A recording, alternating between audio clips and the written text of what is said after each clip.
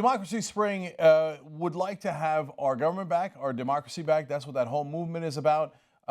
We believe that Congress has been taken over by the donors. That is super obvious.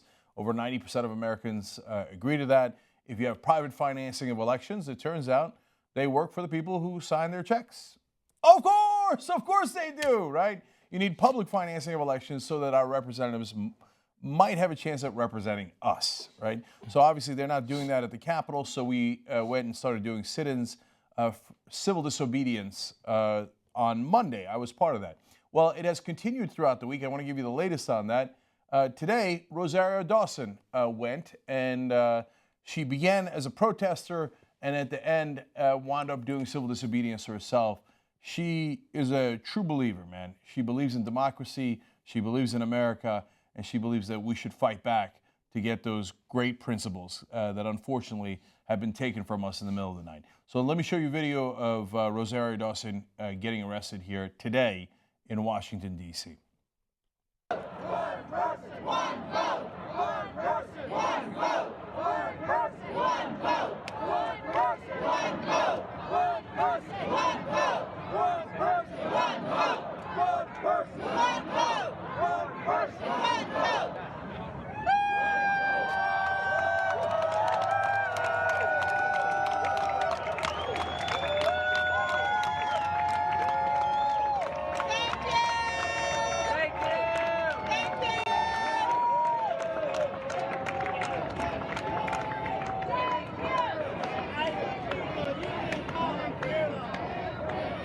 There she is. So she's got an American flag. I don't know if you could tell, but she had a Young Turks shirt on. Way to go. No, we do.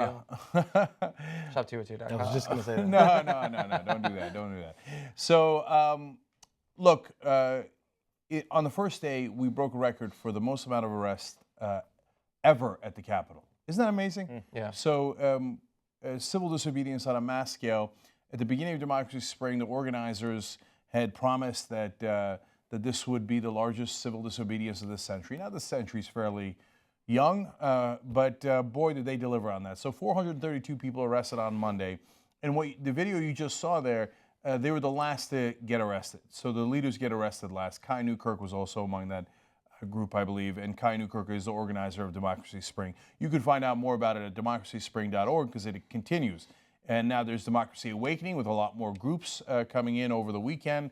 On Monday, this action continues, and it is people who care deeply about their government. So after the bigger protests on Monday, every day they've arrested around 100 people. Today, on Friday, about 100 to 150. In total, it appears that about 900 to 950 people have been arrested, really close to 1,000. So that is an enormous number of people. And so I was talking to someone from the mainstream media when I then moved on to New York, and I asked if 432 Tea Party patriots had been arrested at the Capitol and broke the record for the biggest civil disobedience ever at the Capitol, do you think that the cable news might have covered it? And this person who was like not predisposed to be on our side was like, oh, that point is too good to deny. There's no question it would have been on every cable news all day, all night. And as it was, I believe all of cable news covered it for about 17 seconds on Monday. I think the longest single one was 17 seconds. Right, Someone else did it for 12. Okay, Let's to be be fair. fair, Cenk. Okay, fair. Come on. Right, that's going to be my question. So, I mean, we're going to get to the day when you went out there. But I was, in some level of sarcasm, was going to ask, because I've been off in the country in Baton Rouge for the past week. But I was seeing as things were happening, what did you say to the droves of media personnel and reporters that were asking you about the process and what you were doing there? I think, look, you can throw around numbers like 400 in one day, 900 overall. I think that for the media to cover it, it's going to have to eventually become larger than the number of people who are arrested for wrecking our economy or for lying us into a war in Iraq and Afghanistan. Well, I think until it gets to that high, I don't think media is going to care. So I want to tell you about that, actually, after we watched the video of my arrest from Monday, because I got a lot from that experience. And so I want to address the point that John just brought up. But let's watch what happened on Monday. So this is a group of 12 of us lining up. I'm next to Cenk Uygur, who is on the left there in the red shirt, and then the woman in the pink hat is, unsurprisingly, from Code Pink. It's Jody Evans. She's actually a legendary protester, and we asked her how many times she's been arrested. She said, I stopped counting at 75. Jeez. And she has been protesting the government for a long time. In fact, has also helped people get elected, including Jerry Brown as governor of California. She has a storied history there. A couple of Young Turks viewers in there. Ryan Clayton, executive director of Wolfpack, is in that bunch. And Michael A. Wood Jr., former Baltimore cop, also in that crew right there. And we got marched off. So to John's point, when they put the handcuffs on you and put your hands behind your back, it doesn't feel good on a couple of different levels. First of all, it's actually, for me, it was enormously uncomfortable. It kills your arms. Again, everybody's different. I saw guys sitting there for 5 hours like that. They didn't have an issue with it. But for me, it was a little painful. No big deal compared to what the civil rights guys went through. Yeah. When the police lined up, they kept asking me, are you nervous? Are you nervous about getting arrested? And I thought, wait, is somebody going to hit me? I don't think so. I think I'm okay. But as we had, remember, 432 arrested, but thousands at the protest. So the guys who were not getting arrested stopped earlier, and there was a huge swath of them, right? So we marched from Union Station to Capitol Hill. We turned around, and when we did, two things struck me. One, right before we turned around, the cops came out and started lining up. And they were lining up on the steps. And I thought, okay, I just got a little nervous because that is an intimidating presence. And then I thought, oh my God, imagine when they're crossing the bridge in Selma and the cops line up and they're not going to put plastic cuffs on you. They're not going to do it politely. They're going to come and run you over with horses and hit you in the skull with a baton. Sick dogs on you. The courage those people had is unbelievable, right? So then secondly, when we turned around and sat on the Capitol steps, right before we sat down, saw this mass of people. It made me, A, so proud, right? And B, made me think, oh, one day it's going to be so many people, there's no way they can stop us. Because it took them the whole day to arrest 432 people. I got out at 11 o'clock at night, okay, from the holding cell. And I thought, well, what if it's 4,000 people? What if it's 10,000 people? They're going to have to bring in cops from all of, that was the Capitol Police. They'll have to bring in all of Washington, Maryland, maybe up to Philly to arrest all those people. You don't want them to bring in those Baltimore cops. Yeah, and when you see, well, we had one of our own. That's true. Right? That's true. And he had his badge on him the whole time. So that's a good move. Yeah. And so when you see that wave of humanity, you realize, no, we have the power, right? We have all the people. We have 90% of the country behind us, right? That are sick of the corruption, conservative liberals, and by the way, some conservative groups were also there. It's a nonpartisan movement. And so I don't think they can stop 270 million people, no matter how much money they have, and no matter how much they're in power. But as they, I'm sorry, Jayar, one last thing too. They put your arms behind you, and it hurts a little bit. But the other thing that I was surprised by is that you feel a little embarrassed. There's no reason to feel embarrassed. In fact, as I said earlier, I felt proud. But then when you're being walked out like that, it just feels like you did something really wrong. Because that's, I guess, what we got programmed in our heads. And then I thought, God damn it, why didn't they have any of the bankers go through this? Not all the bankers, just the guys who did the mess, who we have their emails that say, yeah, we're going to screw over our clients. Yes, we know exactly what we're doing, and we're doing it for our own profit. Why weren't those guys embarrassed? Why weren't they walked out in handcuffs? Isn't it amazing that none of those executives got arrested? Now, instead, we're having to arrest nearly 1,000 patriotic Americans who actually want our democracy back. I mean, what a perverse, upside-down system we have. Yeah, it's part of the problem we're talking about the media coverage, but it's because it's too boring here, right? Now, when protests were happening and riots break out, it's because there's something juicy to see here now. And honestly, the public, if they're going to sit there and watch this for however many hours, 5, 6 hours you guys are out there, you said some people were handcuffed for, nobody's going to sit and watch CNN for those 5-6 hours, but they will watch 2 to 3 hours of heads getting cracked and then judging people going, oh, that guy's on top of a police car. Oh, that guy just ran across the street. Yeah. Oh, that guy's walking around without a shirt on. Thugs. So that interests us. This isn't interesting to many people. So it almost has to turn to that level. And then, so that's where, like you said, the fear comes in. In order for things, hopefully not, because the numbers will change. That's what we want the media coverage for in this particular protest. But for people to see and for us to get eyes on the story, there has to be action. It's part of our programming. Again, we've watched action movies since we were 4 years old. So where's the action? Whose heads are getting killed? Who's the bad guy? Who's the good guy?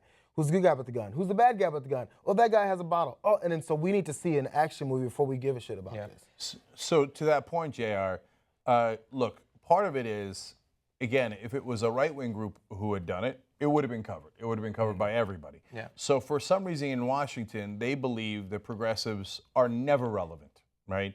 Oh, the right-wing group, well, they could seize power. They, and they can command Republican politicians and this and that, right? Oh, progressives, who would listen to a progressive in Washington? Well, no one. I don't care how many people showed up in there.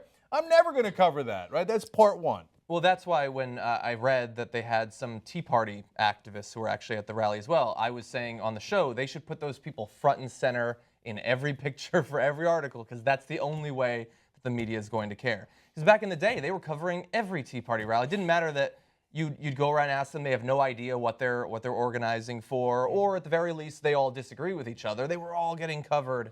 But you talked about how great of a symbol, at the very least, it would have been if some of those bankers had had experience being walked away. And obviously not just random bankers, but the people who intentionally risked wrecking our economy, knowing what they were doing. And to give you an idea of how far we are from that even being a possibility, today, based on the criticism that Bernie Sanders and his supporters have been making against Wall Street, especially at last night's debate, Bill Clinton said, oh, it's simple to just say we should line up all the bankers and shoot every third one, but that won't solve our problems. So criticizing them in Bill Clinton's mind is the same as saying 1 out of every 3 bankers should be executed. Isn't that ironic? When we actually kill people, we have policies like the death penalty, to where if we kill enough people for crimes that we a lot of times systematically convicted them for that they were innocent of, well, that's a deterrent. You'll think next time before you break into that store and someone could possibly get killed. A great point. No, but a certain number of people can die, and then we're going to have a deterrent for murders. But that hasn't happened yet. It doesn't happen the same with bankers. Why not? So that's a great point by JR, and your usual point on projection, which I hadn't picked up on, right? So Bill Clinton was for the death penalty, very famously so. He said no Republican's going to out-tough me on crime. I'm going to be the toughest on crime. In fact, in the '92 election primaries that he won, he went back to Arkansas in the middle of the primaries to go execute someone who was mentally disabled. The guy that he executed asked at his last meal to save the dessert because he had no idea what was going on. And Bill Clinton bragged about executing him. Because so in his mind, you just execute him, and 1 out of 3 of them aren't, you shouldn't execute it, but so what? Yeah. That's how you do it. But we don't think that way. You think that way. Yeah. I obviously don't support the death penalty for anything, but that's the sort of thing that in China you do get killed for. That sort of economic manipulations and fraud and stuff like that. They execute people all the time for that. So that's not what we're proposing. We're proposing something incredibly simple: free and fair elections, where the politicians aren't bribed. I mean, it's the core of the country. That's what the whole point of America is. And somehow we're the radicals. Yeah. And so that leads to a picture, by the way, because JR again mentioned symbolism here. I want to show you what has become, according to most, the iconic picture of the protest, Lady Liberty being arrested. Again, you look at Lady Liberty being arrested, and yet none of the bankers were. Conveniently, there happens to be a TYT right behind her. You have to create scenes. It's a similar thing to creating a scene so people can pay attention. Like you said, I don't know if this is going to become an iconic picture, but if it does, it's because she went out there dressed like that so it can look a certain way, which is what you need, because no one cares if you're just wearing jeans and a T-shirt. Yeah. So now part 2, JR, of what you asked about media coverage, right, is, okay, well, it's left-wing as opposed to right-wing, so you get less coverage. Secondly, as JR pointed out, there's no violence. If it bleeds, it leads, and you guys didn't bleed, right? Well, think about that. because that is the media, in a way, inciting and incentivizing violence. So if you have violence, then I'll cover it. If you don't have violence, and then, by the way, the cops thanked us throughout for being so peaceful, doing it right, and doing civil disobedience like you're supposed to do, right? And if you have it that way, oh, you did it right? Nah, snooze fest. No, not interested. Boring. You didn't even get hurt. You didn't attack the cops. If you attack the cops, then what do? Yeah. Then they turn around and say, oh, thugs, criminals, we knew it, radicals. So you can't win with the mainstream media. Part of the reason you can't win with the mainstream media is they are the power. They are the establishment. So You're why saying would they want it to be overturned? You guys are all saying corporations should have less influence over our elections. Corporations like those that own CNN, MSNBC, Fox News, the New York Times, the Washington Post, all of those different media outlets are exactly the corporations that we're trying to stop from being able to buy politicians. So now, yes, they hold all that power, but I quoted Martin Luther King in the speech I gave before we started the march. Wrong forever on the throne, truth forever on the scaffold, but that scaffold sways the future. So yes, in the short term, man, they win a lot of battles, but we're going to win the war because we always win the war. We won on civil rights, we won on women's rights, we won on gay rights, and we're going to win on this. My God, women's rights were nearly impossible. They couldn't even vote in the first place. This, by comparison, 90% of the country agrees with us. All we got to do is show up. But you got to have the courage to show up no matter how much they ridicule you or ignore you. And you know how it is. You know that old Gandhi quote, first they ignore you, then they make fun of you, then they fight you, then you win. So the fight has begun. They're going to continue this through at least Monday, democracyspring.org. And then where it goes from there, only God knows.